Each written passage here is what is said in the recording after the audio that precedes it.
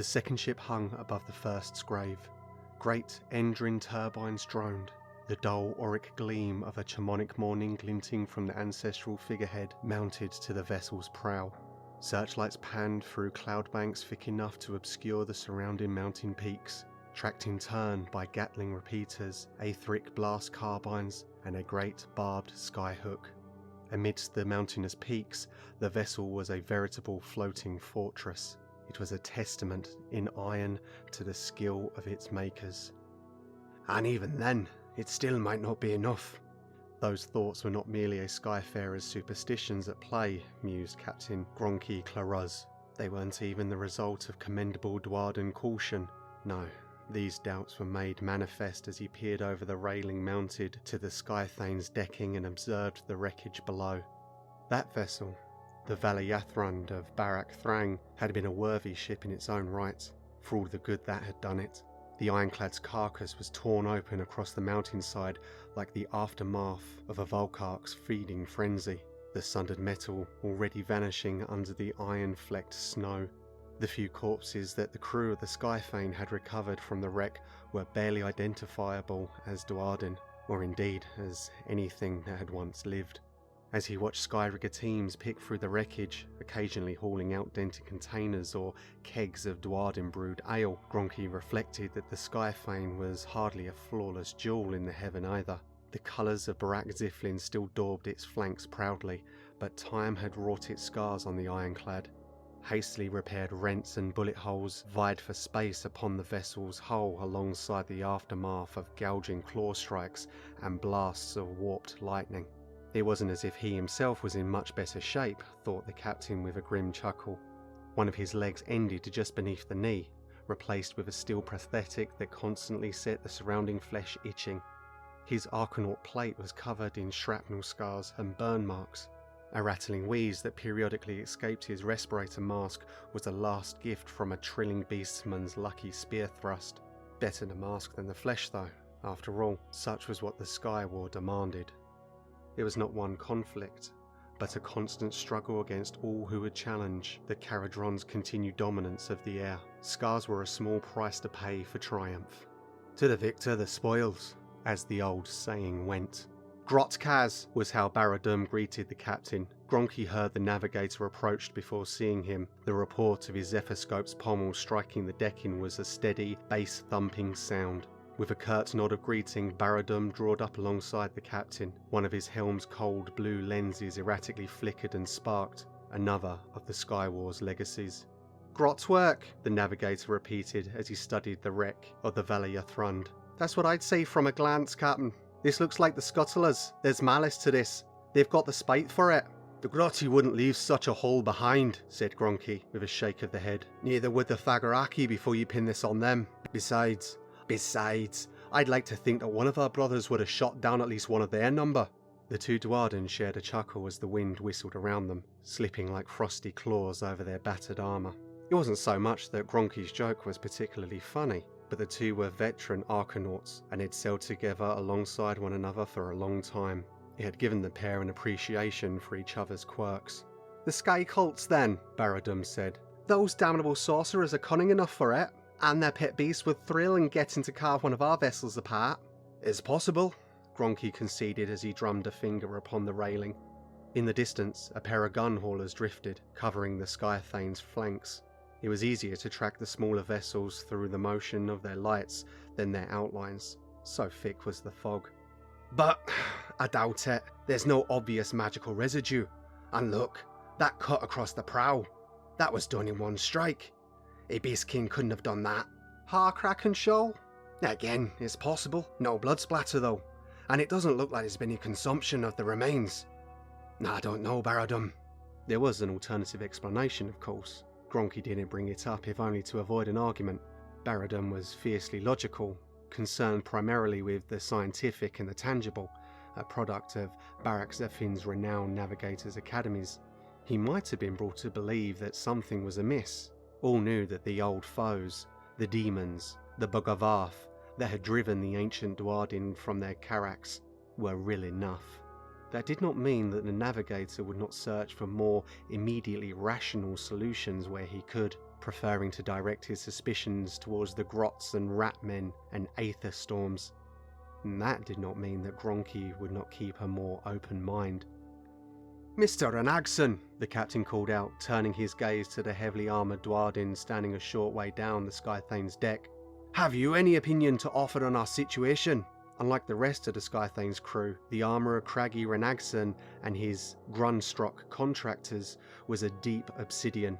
Gronky knew little of the so-called Black Marines. They were a relatively recent innovation, a cross-skyport corps established to combat the more insubstantial foes that now plagued the high airs.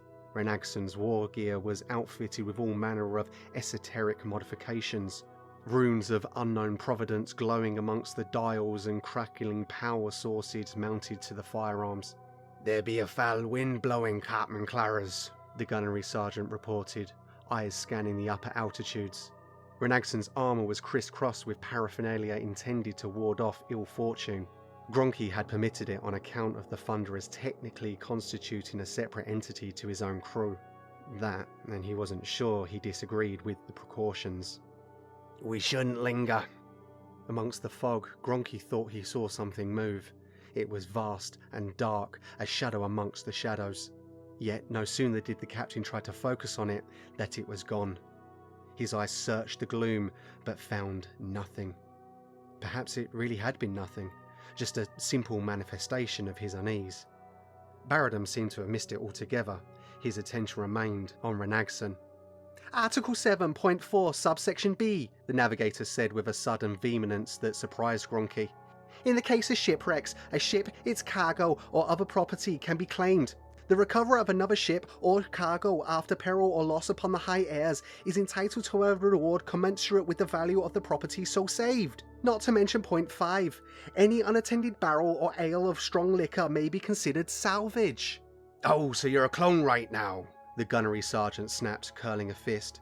Then consider Article 2.1. An act that does not make profit or leads to eventual profit is not worth doing. It'll be difficult for us to collect our earnings should we share the Valayafran's fate.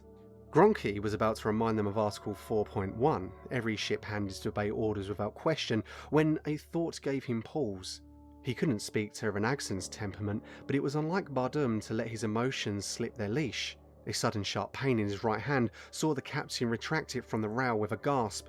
The metal palisade glowed white hot, in some places even beginning to soften under the heat. Across the deck of the Skythane, other Arkanauts were finding the same and recoiling in surprise. The air was growing thick and hot, far hotter than the weather conditions would suggest.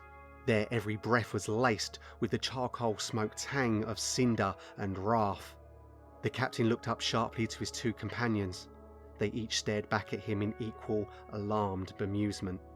Their questions were forestalled as a bellow of primal fury rocked the skies.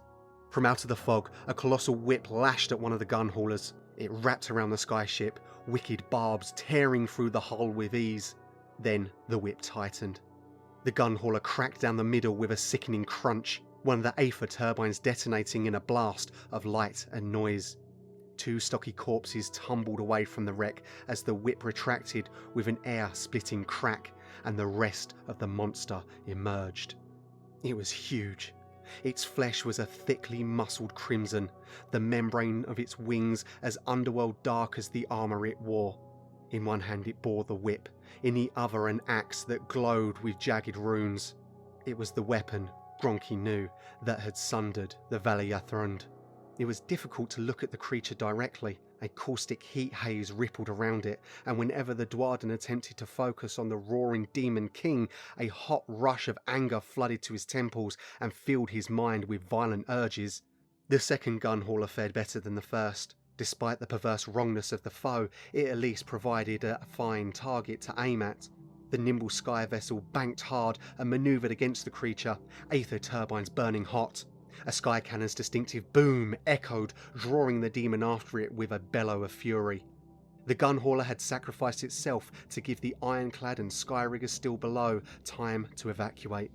Gronky wished he could have honoured that sacrifice, but other problems presented themselves. The clouds bubbled and parted, revealing mountains that now, to Gronky's horror, could be seen to resemble some great rune of the dark gods writ large.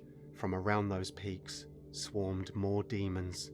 These were smaller than their infernal master, a nightmare parade of leering gargoyles, oscillating sky rays and floating chunks of amorphous flesh. The demons struck the deck of the Skythane with mindless fury. They surged forth, overwhelming the nearest crew members through sheer speed and ferocity, whooping and cackling as they targeted the ironclad for mindless yet thorough ruination. Up and at 'em, you wazzocks! Renagson roared, unlimbering his Aethershot rifle. More of the Black Marines were forming up, their weapons glowing witchfire green as they unleashed disciplined bursts of fire. The effect on the demons was satisfyingly horrific. With over-exaggerated wails and tuneless warbling, they came apart, their connection to the material violently broken. Time to earn your keep! The Elite Thunderer's firepower did not turn the demons back alone, but it gave the crew a chance to set about the foe with cutlass and pistol. Gronky's weapon barked as he fought alongside Baradum. Behind his mask, the captain grinned as a well-placed shot pierced a gargoyle right between the eyes. A roar from amongst the cloud banks stole his attention. The blood demon was returning. Jagged metal shards were still tumbling from the blade of its axe, the remnants of the heroic gun hauler. Harder starboard! Gronky shouted, his voice carrying over the screaming winds. Harder starboard! There was a thunk as the Skythane attempted to turn with as much speed and grace as it could muster. The craft's fore banked right sharply. More than one Dwardin was pitched over the now railless side by the sudden motion, though Gronky noted with pride that they dragged down as many demons with them as they could. But the captain's plan worked, at least in part. The demon's axe, previously set to tear straight through the ship, instead caught its flank. There was a terrible screeching as the edge of the weapon scraped along the ironclad's hull. The Skythane shuddered but held firm. Broadside! Gronky said, backhanding another gargoyle. Fire at will! The Kharadron did not waste their chance for vengeance. Aethershot blast charges, rattling carbines and pistol fire from those crew close enough struck the demon as a ceaseless, glowing hail. It barely flinched. The demon shrugged off the barrage, eyes glowing furnace bright with the urge for violence. As he watched, even Gronky's natural Dwardin stubbornness began to waver when weighed down against an Arknaut's pragmatism. Back! Back! Gronky yelled. Even as the ironclad reversed, however, a grim truth occurred to the veteran Skyfarer. It took Baradum nearby to vocalise it. We can't win, Captain, the navigator said. He was panting hard, half his helm torn away, a thick well of blood bubbling from his side. It's faster than us. It knows these airs, and it won't stop. Fatalistic silence descended between the two, even as the clamour of battle raged. From the corner of an eye, Gronky watched as scarlet-tinged light refracted from the tip of the ironclad skyhook. With that came a flash of daring inspiration. Ready the skyhook! He bellowed to the nearest Arkanauts, ignoring Baradum's questions. Prime the aftershock torpedoes! Full stop! Let's give this Clootie what it wants! In his heart, Gronky knew that the strategy was not entirely his own. Fury choked the air, and his mind screamed at him to close with the foe, but perhaps in that was a victory, something the Demon King wouldn't expect. The Skythane came to a sharp halt. A clanking sound echoed as the skyhook was primed. One of the crew nearby looked back down the deck and waved. On your mark, Captain Claras! From out of the dark, the demon rose in front of the ship. Perhaps it did so with a predator's arrogance. Perhaps it honoured the foe in its own malicious way. Its eyes glowed like Axian flame coal, and from its maw dribbled the thick ropes of viscera. Gronky forced himself to hold the beast's gaze. It had turned the mountains into its hunting grounds. It had developed an unquenchable taste for Kharadron gore, and it hated him, instinctively hated him so very much. The skies are ours, you old monster, the captain thought, setting his face hard. They always have been, and we must cast all of you predators back down to the ground to prove it. Then so be it. Fire! As the demon raised its axe to strike, the skyhook launched. The creature bellowed in hateful surprise as the barbed projectile punched through its armour and embedded itself deep in the beast's chest. Then the chain began to retract. With the Aether Endrians providing little opposing force, there was nothing to stop the ironclad from being pulled towards the demon. Such was the point. Torpedoes, fire! Twin streaks of light erupted from the Skyframe's fore. With the vessel closing on its prey, they could not miss. With titanic force, the munitions exploded, battering the demon in a conflagration of etheric energy. In their wake came the raw momentum of the Skythane itself, angled right at the demon's heart. As he magnetically locked his boots to the Skythane's decking, Gronky looked up into the face of the howling demon. Even as the ship threatened to buckle beneath him, the old Duardan Skyfarer grinned. To the victors, the spoiled!